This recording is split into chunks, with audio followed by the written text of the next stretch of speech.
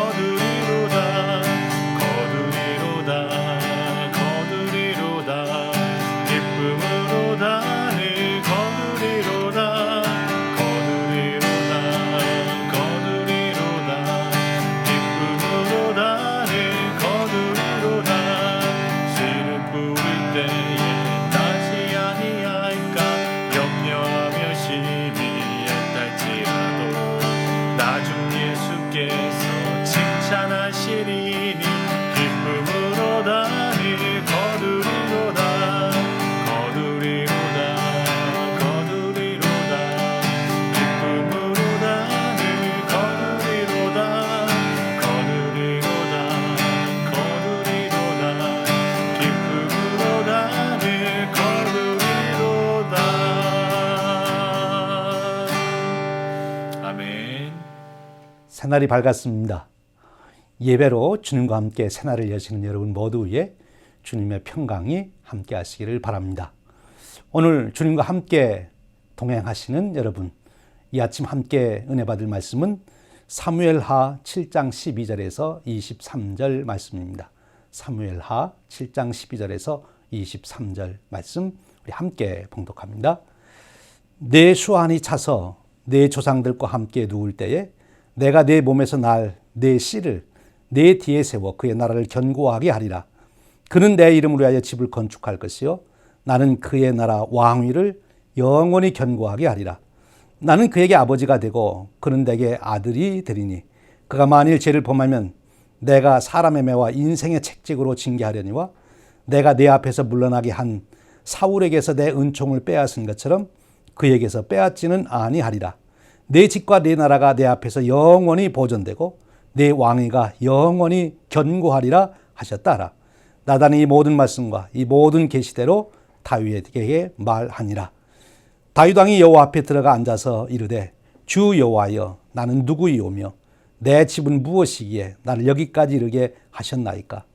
주 여호와여 주께서 이것을 오히려 적게 여기시고 또 종의 집에 있을 먼 장래 일까지도 말씀하셨나이다. 주 여호와여 이것이 사람의 법이니이다. 주 여호와는 주의 종을 아시오니 다윗이 다시 주께 무슨 말씀을 하오리이까. 주의 말씀으로 말미암아 주의 뜻대로 이 모든 큰 일을 행하사 주의 종에게 알게 하셨나이다. 그런즉 주 여호와여 이러므로 주는 위대하시니 이는 우리 귀로 들은 대로는 주와 같은 이가 없고 주 외에는 신이 없음이니이다. 땅의 어느 한 나라가 주의 백성 이스라엘과 같으리이까. 하나님이 가서 구속하사 자기 백성으로 삼아 주의 명성을 내시며 그들을 위하여 큰 일을 주의 땅을 위하여 두려운 일을 애국과 많은 나라들과 그의 신들에게서 구속하신 백성 앞에서 행하셨사오며. 이 말씀은 사랑의 하나님께서 그의 사랑하는 자녀들에게 주신 언약의 말씀입니다. 아멘. 다윗은 하나님의 은혜로 남북 통일을 이루는 위협을 달성합니다. 그리고 다윗은 하나님의 교회를 다윗성으로 모셔오게 됩니다. 그야말로 다윗성이 이제는 하나님을 모신 시온성이 된 것입니다. 시온자 위에 좌정하시는 하나님을 왕으로 섬기는 신정 국가를 세우게 된 것입니다. 하나님이 진정한 왕이고 자신은 종이라고 선언합니다. 왕권을 강화시키기 위해서 자기 권력을 키우는 데 집중하지 않고 바로 하나님을 섬기는 데 다윗은 집중했음을 보게 됩니다. 이것이 바로 다윗의 신앙입니다. 여러분, 이 다윗의 신앙, 이것이 바로 오늘 우리 그리스도인들의 신앙의 본질입니다.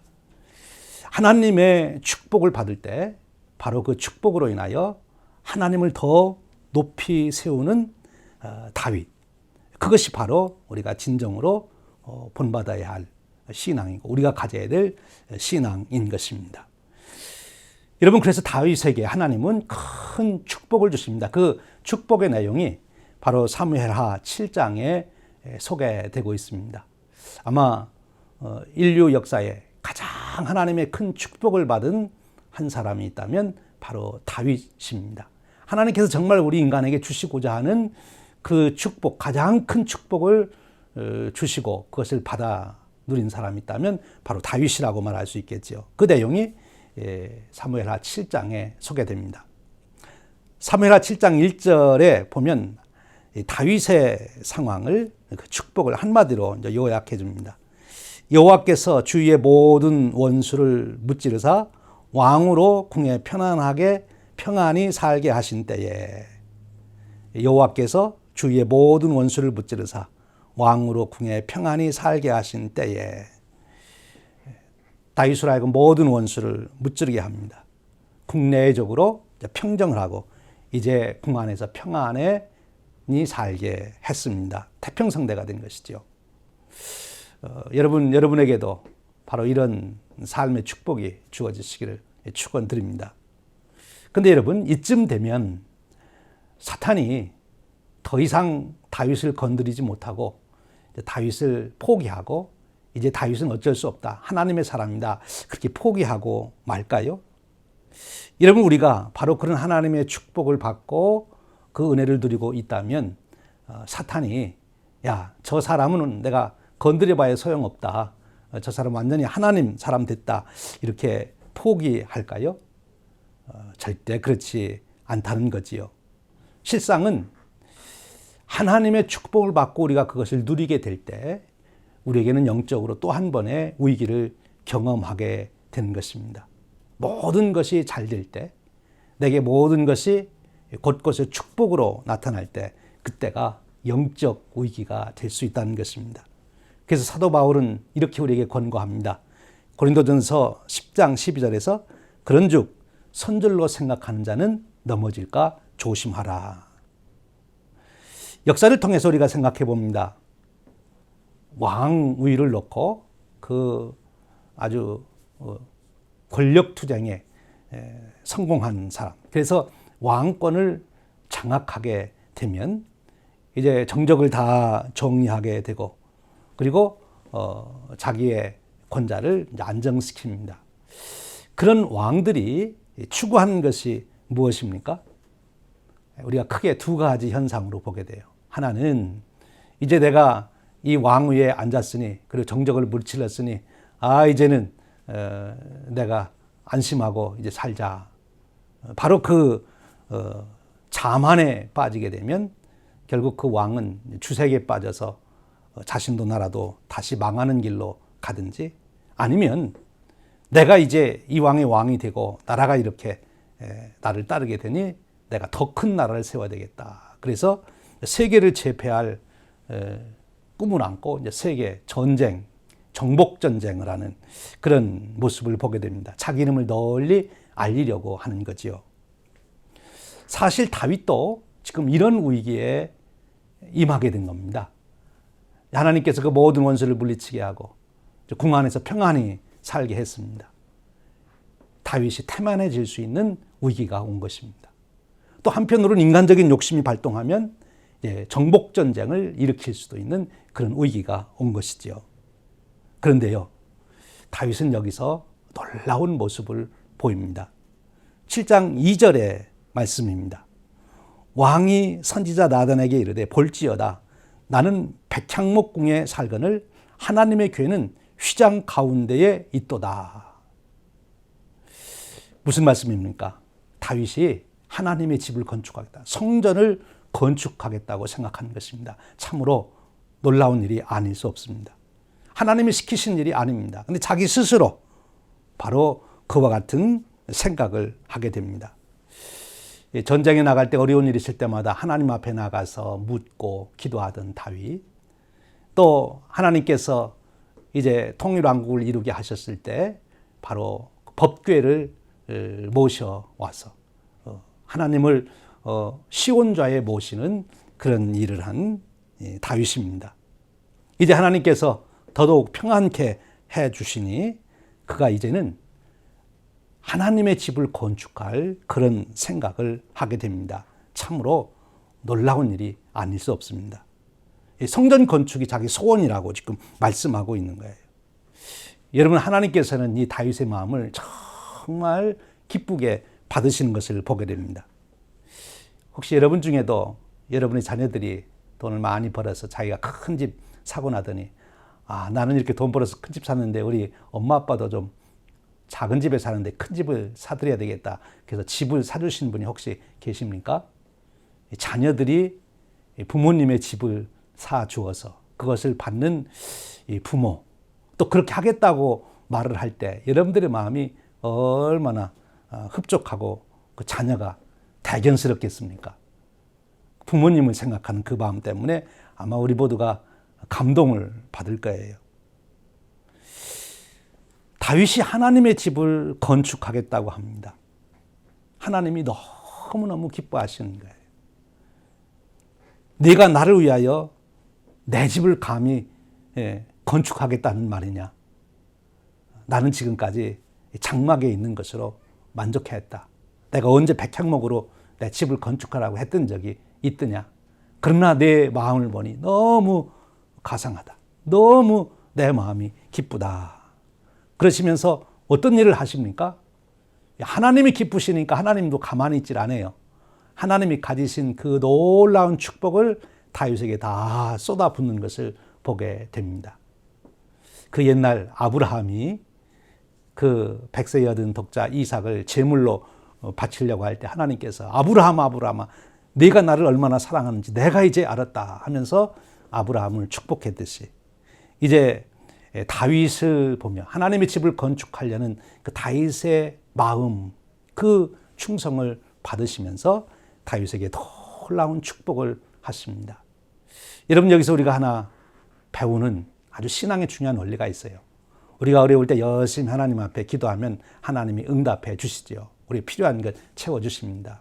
그런데요, 그 방법만이 하나님의 은혜와 축복을 누리는 방법이 아니에요. 지금 오히려 보니까 다윗은 하나님 마음에 꼭 들도록 하나님께 자기의 온 마음을 들여서 하나님의 마음을 기쁘게 해드리니까 자기가 생각했던 인생의 어떤 것이 아니라 하나님께서 생각하시는 축복을 부어주시는 거예요. 여러분, 우리가 생각하는 하나님의 축복하고 하나님이 주시려고 하는 축복하고 무엇이 더 놀라운 축복이겠습니까? 바로 다윗은 그런 축복을 받는 것을 보게 됩니다. 참으로 놀랍습니다. 사랑하는 여러분, 저와 여러분에게도 이런 신앙의 원리를 터득하고 이 축복을 누리며 살아가는 저와 여러분 되시길 바랍니다. 물론 우리가 열심히 기도 제목을 놓고 기도합니다. 그런데 정말 하나님께서 기뻐하신 일이 무엇일까를 생각하고 그 일을 위하여 충성을 다하고자 할 때 아직 그것을 하지 않았더라도 그 마음 자체만으로도 하나님은 너무 기뻐하시면서 그에게 한량없는 은혜로 축복으로 채워주시는 거죠. 여러분이 축복이 저와 여러분의 인생 되시기를 주님의 이름으로 축원드립니다. 이제 보세요. 다윗을 어떻게 축복합니까?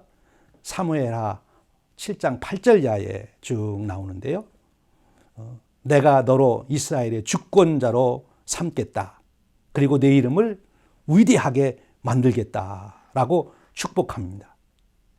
그리고 이제 이스라엘을 위하여 한 곳을 정하고 그를 심고 거주하게 하고 옮기지 못하게 하도록 하겠다. 그들을 철저하게 보호하시겠다. 이제 다윗이 다스리는 이 이스라엘에게 태평성대를 준다는 거예요. 이 백성들이 다윗으로 인하여 복을 얻게 되는데 이 다윗의 인생의 놀라운 축복은 자기만 호의호식하는 것이 아니라 이 백성들이 이렇게 잘 사는 것을 보며 다윗 또한 정말 성군으로서 이거 축복을 누리게 되는 거지요. 얼마나 귀한 일입니까? 여러분, 하나님의 은혜로 나만 잘 살고 나만 안전하고 나만 형통하는 것이 아니라 나 때문에 나와 만나는 모든 사람들이 복을 받게 될 때 얼마나 귀한 인생이 되는 것입니까? 그 축복을 주시겠다는 거예요. 그리고 이제 오늘 우리가 읽은 말씀 12절로 가보면 내 수 안에 차서 내 조상들과 함께 누울 때에 내가 내 몸에서 날 내 씨를 내 뒤에 세워 그의 나라를 견고하게 하리라. 1차적으로는 다윗의 아들이 후에 보면 솔로몬이 왕위에 이를 수 있도록 하나님이 이제 축복하십니다만 그 은혜를 말씀하신 거예요. 그러나 더 깊은 우리가 창세기에서부터 요한계시록까지 성경을 읽어가 보면 오늘 이 다윗에게 하신 하나님의 축복은 바로 메시아 언약입니다. 다윗의 후손 속에서 하나님의 인류를 구원할 메시아를 보내시고 그 메시아가 영원한 왕국을 세우도록 하시겠다는 거예요. 이게 얼마나 큰 축복인지 모릅니다. 하나님이 인류를 구원하는 그 대업에 내 후손을 통해서 그것을 이루시겠다. 이 조상된 자로서의 다윗은 이것보다 더 영광스러운 일이 없습니다. 영광 중에 영광인 것이지요. 그리고 이제 그의 나라의 왕위를 영원히 견고하게 하리라. 이 메시아 왕국의 승리를 보장하는 것을 말합니다. 14절과 15절에 보면 바로 다윗의 아들이 되는 이제 솔로몬에게 하나님이 베푸실 은혜에 대해서도 약속해 주지요. 그가 성전을 건축할 것이다. 그리고 그의 왕위를 내가 견고하게 할 것이다. 그를 아들로 삼을 것이다. 하나님께서 그렇게 귀하게 여기고 지켜주겠다는 거죠. 잘못하면 징계는 하지만 그러나 왕위 자체는 빼앗지 않는다. 아주 그 현실적인 축복을 주셨어요. 그런데 이것은 또한 결국 메시아 왕국에 대한 예시, 예언이다. 이렇게 또 볼 수가 있습니다. 다윗의 집과 그의 나라가 영원히 보존될 것이다. 메시아 왕국의 승리를 약속해 주시는 거지요. 여러분, 무엇 때문에 다윗에게 이런 놀라운 영광이 주어집니까? 하나님을 기뻐하는 마음, 하나님을 향한 충성된 마음, 하나님을 사랑하는 그 마음 때문에 하나님께서 이렇게 다윗을 쓰시는 거예요. 이런 놀라운 축복을 받습니다. 이제 이 축복을 받은 다윗을 보세요. 역시 다윗입니다. 하나님께서 이렇게 그를 칭찬해 주는데 그 정도 되면 좀 우쭐해져 가지고 그렇지 하나님, 지금까지 많은 믿음의 의인이 있다고 하지만 하나님 집을 짓겠다고 하던 사람들은 없었잖아요. 그런데 제가 하나님 집 지으려고 합니다. 저 잘했지요. 이렇게 할 만도 한데 다윗은 그렇지 않아요. 그 하나님의 축복을 받으며 하나님, 제가 누구이긴데 제 집이 도대체 뭘 했다고 하나님 저에게 이런 축복, 이런 영광을 주십니까? 여러분, 축복은 내가 그것을 겸손히 받을 수 있을 때만이 축복이 된다고 그래요. 하나님의 은혜는 정말 그것을 내가 은혜로 받을 때만이, 내 공으로가 아니라 내 은혜로 진심으로 믿을 그때만이 하나님의 은혜로서의 능력이 나타난다 하는 것입니다. 여러분, 사탄은 우리가 하나님의 축복을 받을 때에도 너무 우리를 시기하고 질투하기 때문에 와서 우리의 마음을 부추기는 거예요. 그래, 내가 잘했다, 내가 잘했다. 너 같은 사람이 어디 있겠냐. 하나님 너 축복 안 하고 누구 축복하겠냐. 너 정말 잘했다. 자꾸 우리 마음을 교만되도록, 자만하도록 충동질을 합니다. 그런데 오늘 다윗은 이깁니다. 왜요? 기도하는 사람이었기 때문에. 오늘 이 놀라운 축복의 말씀을 듣고 다윗이 한 일은 하나님 앞에 나아가 기도한 것입니다. 감사 기도를 한 거예요. 하나님, 너무 감사합니다. 어떻게 저를 이렇게 귀하게 여기십니까? 역시 다윗입니다. 겸손히 하나님 앞에 엎드리고 그 주신 은혜와 축복을 찬양하고 감사하는 모습을 보게 됩니다. 여러분, 이것이 우리의 마음을 지키고 우리의 은혜를 지키고 축복을 지키는 놀라운 지혜요 방법인 것입니다. 사랑하는 여러분, 오늘 또 하루를 지내시면서 이 다윗과 같이 하나님 마음에 정말 꼭 드는 일을 찾아서 하시고 그런 말을 찾아서 하시고 그런 모습을 여러분 하나님께 보이십시오. 하나님이 너무 기쁘셔서 여러분들에게 축복해 주시거든. 다윗처럼 하나님 앞에 나가 감사와 영광을 돌리십시오. 그래서 사탄이 절대로 여러분들을 흔들지 못하도록, 그래서 하나님이 주시고자 하는 축복을 온전히 받아 누리는 자가 될 수 있도록 오늘 이런 축복이 바로 여러분과 저의 삶 되시기를 주님의 이름으로 축원드립니다. 우리 함께 기도하겠습니다. 여러분 계속해서 우리 지금 이 어려운 시기를 지나며 하나님의 은혜를 도움을 구합니다. 또 여러분 주위 어려운 분들을 위해서 기도해 주시고 교회를 위해서 기도해 주시고 또 이 시대 어려운 분들 우리 모든 이 위기로 어려움을 겪는 분들을 위해서 기도해 주시고 특별히 의료진들 위해서 기도해 주십시오. 저희 교회도 간호 선생님들 많습니다. 위해서 기도해 주시고 또 이 모든 일을 잘 이끌어가도록 국가 정책을 지도하는 분들을 위해서 우리 함께 기도해 주시길 바랍니다. 지금 계속해서 이제 다니엘 기도 운동을 우리가 하고 있습니다. 다니엘 기도 운동에 동참하시기를 원하는 분들은 우리 이상복 목사님에게 연락해서 함께 그 기도 팀에 들어가셔서 하루에 3번씩 우리 성전을 향하여 얼굴을 향하고 그리고 기도하시는 그런 기도의 용사가 되시기를 또한 바랍니다. 우리 함께 이 시간 있는 자리에서 우리 기도하겠습니다. 우리 10분 이상씩 꼭 기도하시고 오늘도 승리하시기를 축원드립니다. 기도하겠습니다.